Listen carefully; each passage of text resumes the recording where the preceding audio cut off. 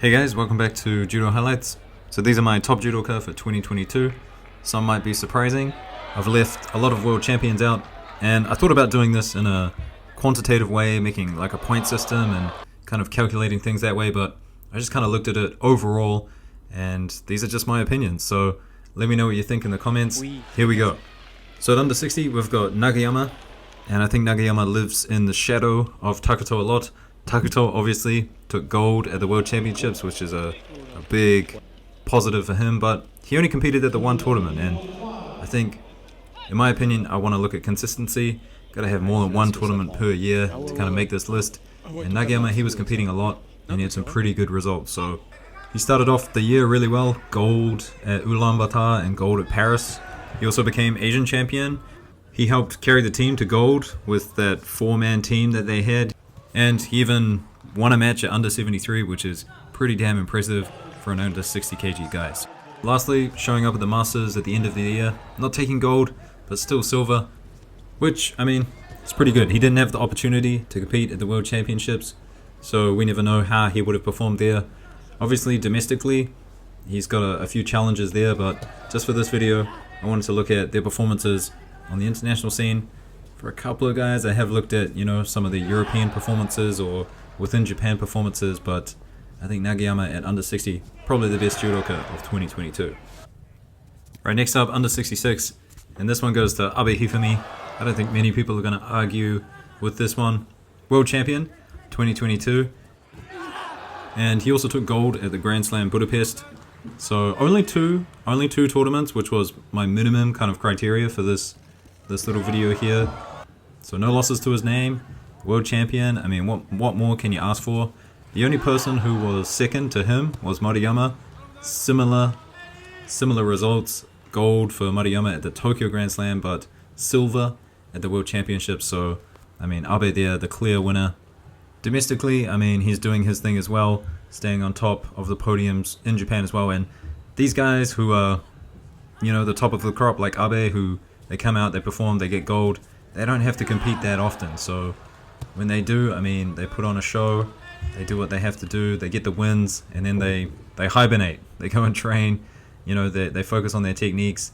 They're not putting in the hours on their body. So Abe, he's obviously thinking long term, thinking about the Olympics, and I mean, I think he's a class above everyone at the moment. So the top Judoka award for under 66 for 2022, and I wouldn't be surprised if he took that in 2023 as well.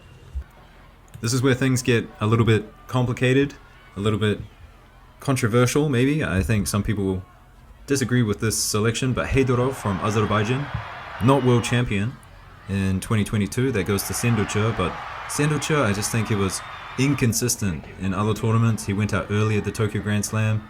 He went out early in the Asian Championships, but Heydarov, he was, if he lost, he was still getting bronze. He got bronze at the World Championships. And the one thing that I definitely think puts him ahead of Sanshiro, just slightly, is that European Championships that Heydarov took. So his record 2022 looks pretty damn good. Gold Tel Aviv, gold Asian Championships, gold Grand Slam Budapest, bronze at the World Championships, gold at the Grand Slam in Baku. I mean, it's a pretty impressive resume for 2022. So Heydarov, he wins it at under 73. And that might not be it for Heydarov. I think I've got something else for him later on in a top Ippons video. I think this Ippon here is going to be one of the greatest Ippons of 2022. Just a work of art, this one. An amazing Ippon. So Heydarov, a good year in 2022. And we'll see what he does in 2023. Especially considering, I mean, Ono Shohei's out of the picture right now. So we'll see how he does against Hashimoto. But it will be interesting. This next one at under 81, a bit of a no-brainer. Grigalashvili from Georgia, just incredible performance in 2022. If you go have a look on the IGF website, he is #1 in the world for good reason. And while I do think the IGF point system kind of awards people who are just regularly on the tour, they're not winning a lot, but they just make frequent appearances and win frequently. But I mean, Grigalashvili, he was competing frequently and consistently being on the top of the podium. So similar to Heydarov, he's got that European Championship next to his name, which is you know, that's a high achievement within itself. But he also became world champion in 2022. Just a incredible battle against Cass. It's probably the greatest match of 2022. That match between Cass and Grigalashvili in the final, a final of course, and at a world championship. So Grigalashvili, he's just always giving us really exciting judo. So I mentioned the European World Championship title, the World Championship title, and here are some of his other results. So Masters, he took gold at the Masters, and aside from those 3 amazing gold medal performances, there was a bronze at the Grand Prix in Zagreb, a silver at the Grand Slam Tbilisi, which was, you know, in Georgia, so I think he'll be disappointed with that one.